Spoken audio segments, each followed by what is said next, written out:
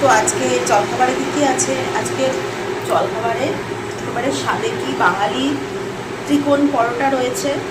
প্রত্যেকটা পরোটা এরকম পাতলা পাতলা এবং তিনকোনা পরোটা, যেটা আমরা ছোটোবেলায় খেয়ে এসেছি। আজকে ব্রেকফাস্টে পরোটা রয়েছে, এই পরোটাগুলো ভাজা হবে। আর রয়েছে একেবারে ট্রেডিশনাল, এই পরোটার সাথেই খুব ভালো যায় সাদা আলুর চচ্চড়ি। যদিও এটা সাদা নয়, আমি সামান্য হলুদ দিই, কারণ আমরা একদম সাদা খাই না, সামান্য হলুদ দিই, কিন্তু এটা স্বাদটা অসাধারণ হয়।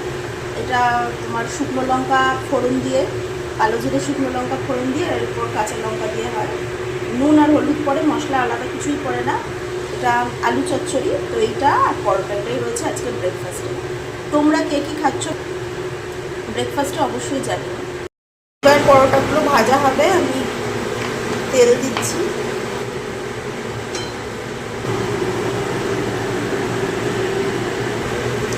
অ্যাকচুয়ালি এক হাতে আমি ফোনটা ধরে আছি, তো এক হাতে ফোন ধরে এক হাতে ভিডিওটা করা চাপে। তো আমি একসাথে মোটামুটি 4-5টা পরোটা দিয়ে ভাজি, সেই রকমই। আর তেল খুব সামান্য দেব, কিন্তু ভাজাটা মচমচে হবে। এক পিঠটা হবে, এরপর উল্টে পাল্টে পরোটাগুলোকে ভেজে নেব। তো তোমরা কে কী খেলে ব্রেকফাস্টে অবশ্যই জানিও। ততক্ষণ আমি পরোটাগুলো ভেজে নিই।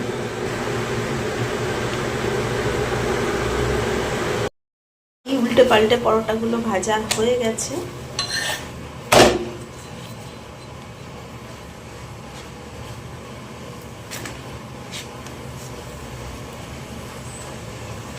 যেগুলো হয়ে গেছে সেগুলো এবার আমি তুলে নেব।